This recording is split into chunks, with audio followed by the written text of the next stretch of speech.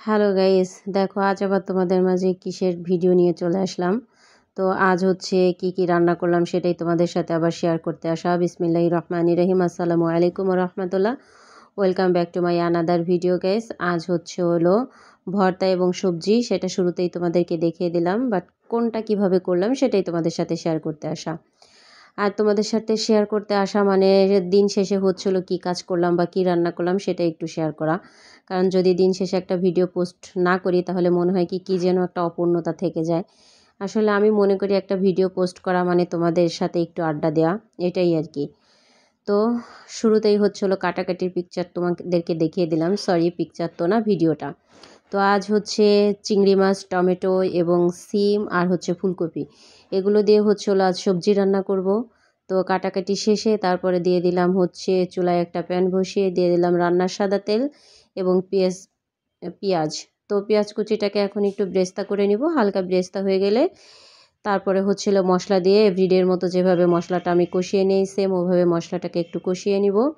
তারপরে হলো রান্না করব। তো কোনটা কিভাবে করলাম শেষ পর্যন্ত তোমরা দেখতে থাকো।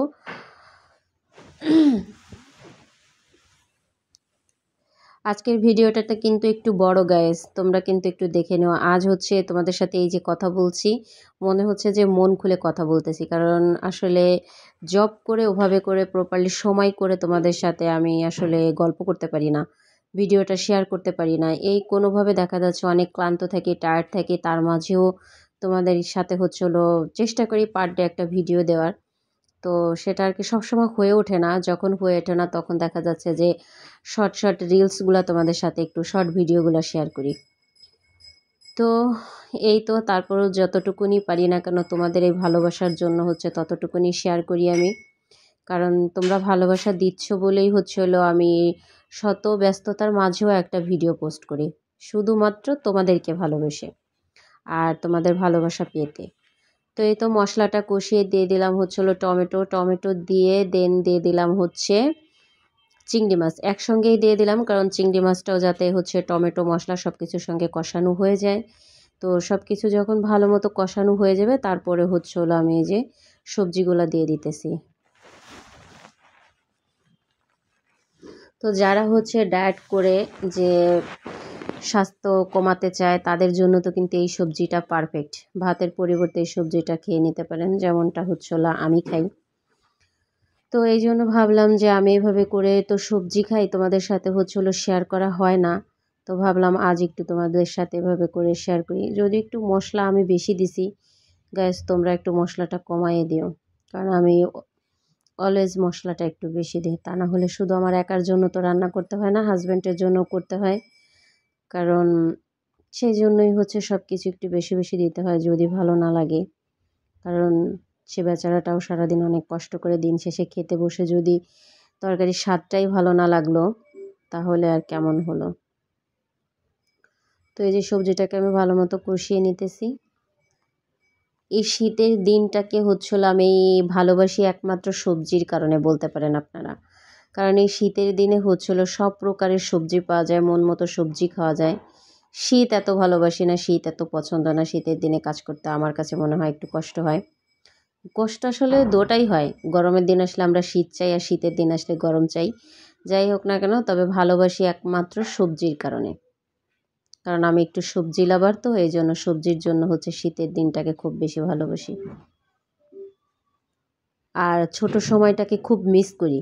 শীতের সময় ছোট সময় যখন নানু বাড়ি যেতাম, নানু বাড়ি ছোট সময় বেশি যাওয়া হতো।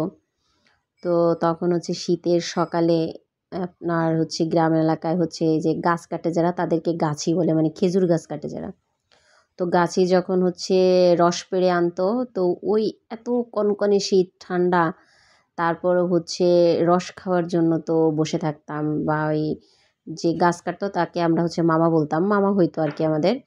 তো ওই মামার সাথে সাথে মানে সে যে গাছে উঠতো ওই গাছতলায় দাঁড়াইয়া মানে তার দিকেই করে থাকতাম যে কতটুকুন রস হইলো হাঁড়িতে। তো আমার নানুদের অনেক গাছ ছিল, অনেক রস হইতো, খুব মিস করি। সেই সাথে আমার নানুকে তো সবসময় মিস করি।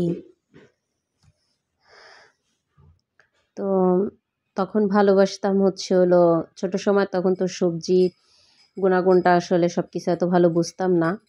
তো সেই জন্য তখন ভালোবাসতাম হচ্ছে সবজি, সরি, রসের জন্য, আর এখন ভালোবাসি সবজির জন্য।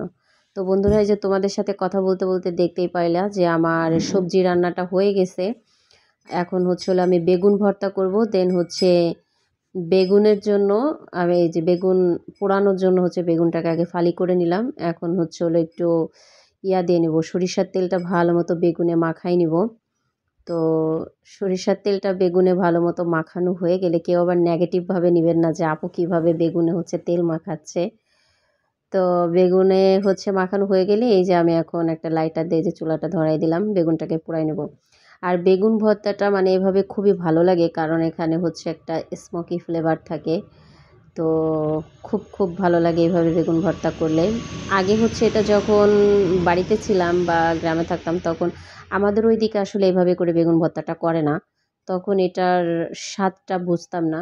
তো এই যে শহরে থাকা দিয়ে হচ্ছিল এখন জানি। তো হয়ে গেল আমার বেগুন পোড়ানো। তো এই যে ভর্তা করে নিব, উপরের চিকলাটাকে উঠাই নিব।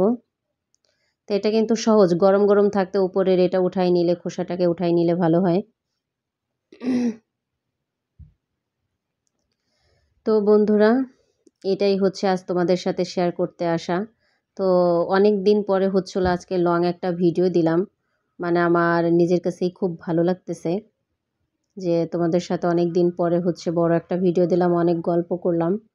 তো এত গল্প করা মূলত হয় না তোমাদের সাথে।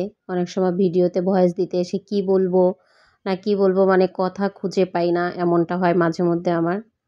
তো এই তো আজকে অনেক কিছু বলে ফেললাম। তো বেগুনটা সেলাও হয়ে গেল, এই যে ভর্তা করে নিতেছি, গরমের জন্য ধরতেই পাচ্ছি না গাইস।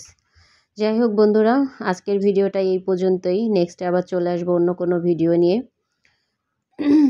তোমরা সবাই বেশি বেশি করে আমার ভিডিও দেখবে, আর ভিডিওটা যদি ভালো লেগে থাকে লাইক কমেন্ট এবং শেয়ার করবে, বেল বাটনটা প্রেস করে রাখবে যাতে নিত্য নতুন যে কোনো ভিডিও পোস্ট করলে তোমরা দেখতে পাও। আর হ্যাঁ, ইউটিউবের বায়োতে কিন্তু আমার পেজের লিঙ্কটাও দেওয়া আছে। যদি আমার ভিডিওটা ভালো লেগে থাকে তাহলে আমার ফেসবুক পেজে গিয়েও ঘুরে আসবেন এবং পেজটাকে ফলো এবং লাইক কমেন্ট শেয়ার করে অন্যকে দেখার সুযোগ করে দিবেন। তো এই যে কথা বলতে বলতে হয়ে গেল আমার বেগুন মাখানো, মানে বেগুন ভর্তা। তো বেগুন ভর্তা কে কে পছন্দ করো কমেন্ট করে জানিও কিন্তু গাইস। তো সবাই ভালো থাকো, নেক্সটে আবার চলে আসবো অন্য কোনো ভিডিও নিয়ে। বাই বাই, আজকের ভিডিও এই পর্যন্তই।